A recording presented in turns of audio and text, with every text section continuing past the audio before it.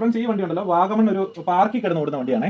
അപ്പോൾ അതുപോലെ റഫായിട്ട് യൂസ് ചെയ്യുന്ന ഒരു വണ്ടി. അത് കംപ്ലീറ്റ് പണിയാൻ വേണ്ടി വന്ന ഇതിൻ്റെ 4 മോട്ടറൊക്കെ കത്തിപ്പോയിട്ടുണ്ടായിരുന്നു. പിന്നെ ഇത് കണ്ടോ, ഇതൊക്കെ ആ മേടിക്കുമ്പോൾ ഉള്ള ക്വാളിറ്റിയിലുള്ള റോഡൊക്കെ മാറ്റി നമ്മൾ നല്ല രീതിയിലൊക്കെ വെൽഡിംഗ് ഒക്കെ ചെയ്ത് അത്യാവശ്യം സ്ട്രോങ് ആക്കി എടുത്തിട്ടുണ്ട്. ഇപ്പോൾ ഞാൻ പല വീഡിയോയിലും നമ്മൾ ടയറിൻ്റെ ഈ പ്ലാസ്റ്റിക് ടയർ ഗ്രിപ്പ് ചെയ്യുന്ന കാണിക്കാറുണ്ടല്ലോ. അതിൻ്റെ യഥാർത്ഥ ഉപയോഗം ഈ വീഡിയോ കണ്ടു കഴിഞ്ഞാൽ നിങ്ങൾക്ക് മനസ്സിലാവും. ഇത് 2 പീസാണ് ഈ ടയറുകൾ, ഈ 2 പീസാണ്. അപ്പം ഇത് 4x4 ആണ്, അതുകൊണ്ട് ഫ്രണ്ടിലും പിടുത്തം വരുന്നുണ്ട്. ഫ്രണ്ടിൽ പിടുത്തത്തിന്റെ തന്നെ അല്ല, സ്റ്റിയറിംഗ് അങ്ങോട്ടും ഇങ്ങോട്ടും കൂടെ തിരിക്കും. പിന്നെ ഈ റിമോട്ടിൽ ഈ പാർക്കിലായതുകൊണ്ട് ഇവർ പാർക്കിന്റെ ആൾക്കാർ റിമോട്ടിൽ കുഞ്ഞു പിള്ളേരെ ഇരുത്തി ഓടിക്കുമ്പോഴൊക്കെ അങ്ങോട്ടും ഇങ്ങോട്ടും തിരിയുന്നതുകൊണ്ടൊക്കെ ഈ ഫ്രണ്ടിലത്തെ ടയറിന് കൂടുതൽ ഡാമേജ് വരുന്നുണ്ട്.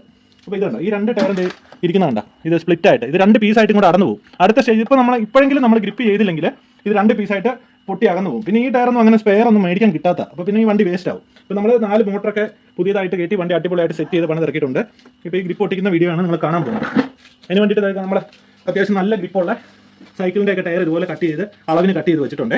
അപ്പോൾ ഇവിടെയും ഈ ടയറിൻ്റെ ഈ ഭാഗത്തുമായിട്ട് നമ്മൾ ക്ലീൻ ചെയ്തിട്ട് ചെളിയെല്ലാം ക്ലീൻ ചെയ്തിട്ട് ഫെവിക്കോളിൻ്റെ SR എന്ന് പറഞ്ഞിട്ട് പശ വെച്ചിട്ടാണ് ഇത് ഒട്ടിച്ചെടുക്കുന്നത്. അപ്പോൾ എല്ലാ വീലിലും നമ്മൾ ആദ്യമേ അങ്ങ് തേക്കുക.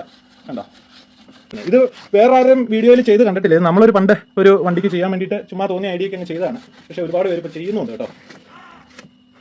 ഇപ്പോൾ കണ്ടോ, നമ്മൾ 4 വീലിലും ഫെവിക്കോളിൻ്റെ SR തേച്ച് വെച്ചിട്ടുണ്ട്. ഇനി ടയറിൻ്റെ പീസിൽ നമ്മൾ ഇതുപോലെ തേച്ച് കൊടുക്കുകയാണ്. ഒരു 10 മിനിറ്റ് ആയി പശ തേച്ച് വെച്ചിട്ട് ഇനി ഒട്ടിച്ചെടുക്കാവേ. കുറച്ച് ലെങ്ക് കൂട്ടിയിട്ടിട്ടാണ് തുടക്കത്തിൽ കട്ട് ചെയ്തിരിക്കുന്നത്. കാരണം നമുക്ക് ഒട്ടിക്കുമ്പോഴാണ് അത് കൃത്യം അളവ് കിട്ടുള്ളൂ. കുറച്ച് വലിച്ചു പിടിച്ചിട്ടാണ് നമ്മൾ ഒട്ടിക്കുന്നത്. ഇനി നമ്മൾ ഇതിൻ്റെ എഡ്ജ് നോക്കി ഷാർപ്പായിട്ട് കട്ട് ചെയ്യണേ. ഷാർപ്പ് നൈഫ് വെച്ച് ഇതുപോലെ കട്ട് ചെയ്ത് കൊടുക്കാം.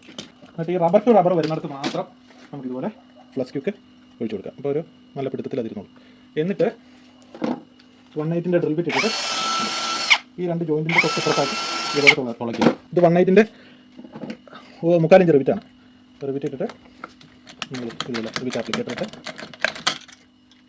വണ്ടിയുടെ ലൈഫ് എന്തുമാത്രം കൂടുമെന്നറിയോ? മോട്ടറിന് അത്രയും ലോഡ് കുറയും, മോട്ടറിൻ്റെ ലൈഫ് കൂടും, വണ്ടിയുടെ ടയർ പോവില്ല. വണ്ടി പോയാലും ടയർ പോകത്തില്ല കേട്ടോ. ഇനി ഇതിൻ്റെ നേരെ ഓപ്പോസിറ്റ് ആയിട്ട് നമ്മൾ കൈ കൊണ്ട് ഇങ്ങനെ പിടിച്ചിട്ട് റൊട്ടേറ്റ് ചെയ്യുക. ഒരു 5 പോയിന്റിലായിട്ട് നമുക്ക് അടിച്ചു കൊടുക്കാം.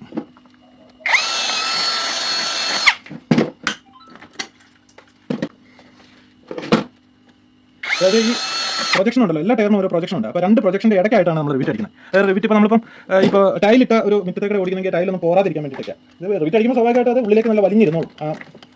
കേട്ടോ, ഈ ഒരു ലെവലിൽ നിന്ന് ഒത്തിരി താഴെയാണ് റിവിറ്റ് ഇരിക്കുന്നത്. ഇതുണ്ടല്ലേ, ഈ സൈഡിൽ നോക്കിക്കേ, കണ്ടോ, ഇത്രയും താഴെയാണ് റിവിറ്റ് ഇരിക്കുന്നത്. അപ്പോൾ ഒരിക്കലും തറയൊന്നും പോകത്തില്ല കേട്ടോ. അപ്പോൾ ഒത്തിരി ലോഡ് കിട്ടുന്നില്ല.